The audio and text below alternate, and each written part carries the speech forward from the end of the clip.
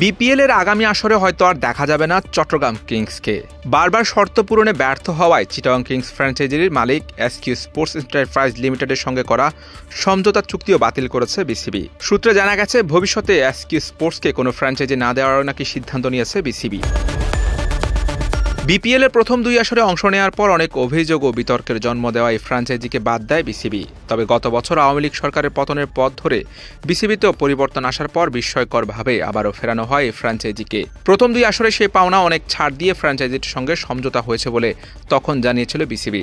সমঝোতার সেই অর্থ পরে কমানো হয় আরও, তারপরও সেটি তারা শোধ করেনি বলে খবর ছড়িয়েছিল। বিসিবির ব্যাখ্যায় সেসব ফুটে উঠল।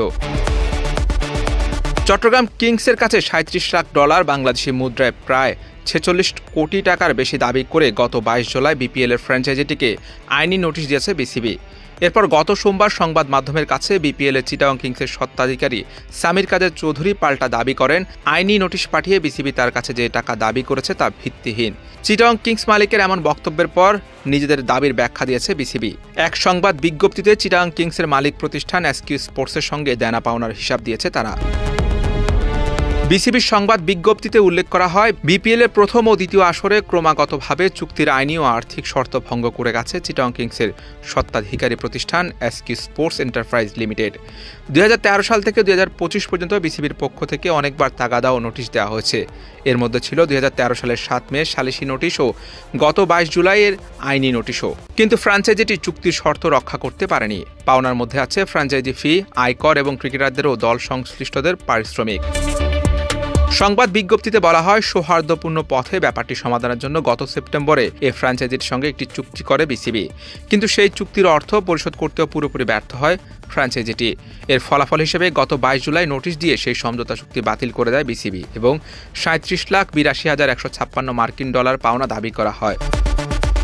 ফ্র্যাঞ্চাইজিটির স্বত্বাধিকারী সামির কাদের চৌধুরী সম্প্রতি সংবাদ মাধ্যমে বলেছেন, 45-46 কোটি টাকার ব্যাপারটি কিভাবে এলো এটি তিনি বুঝতে পারছেন না। বিসিবির সঙ্গে আলোচনা করে সমাধান করা হবে বলেও জানিয়েছিলেন তিনি। বিসিবির সংবাদ বিজ্ঞপ্তিতে সেই দাবিকৃত অর্থের ব্যাখ্যাও দেওয়া হচ্ছে। প্রথম দুই আসরে পাওনার সঙ্গে যোগ করা হয়েছে 2012 থেকে 2025 পর্যন্ত সুদের অর্থ। এছাড়া প্রথম দুই আসরে পাওনা ছিল মার্কিন ডলারে। ডলারের বিপরীতে টাকার মানের অনেক পতন হয়েছে গত 13 বছরে। সেটির সমন্বয় করেই গত 30 জুন পর্যন্ত ফ্র্যাঞ্চাইজি ফি, আয়কর এবং ক্রিকেটারদের ও দল সংশ্লিষ্টদের পারিশ্রমিক মিলিয়ে মোট ওই উল্লেখিত অঙ্কের অর্থ দাবি করা হয়েছে। পাওনা অর্থের পরিমাণ আলাদা করেও তুলে ধরেছে বিসিবি। ফ্র্যাঞ্চাইজিটির কাছে বোর্ডের মূল পাওনা $15,50,065 মার্কিন আর 13 বছরে মোট সুদ $22,32,092। আরও উল্লেখ করা হয়েছে, গত 22 জুলাইয়ের নোটিশ অনুযায়ী 3.5 কোটি টাকায় সমঝোতার সেই চুক্তি বাতিল করা হয়েছে। পাওনার অবশ্য শেষ নেই এখানেই।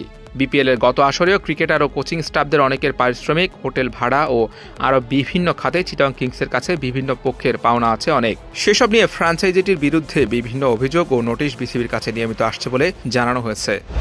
সাইনার মান, বিডি ক্রিক টাইম।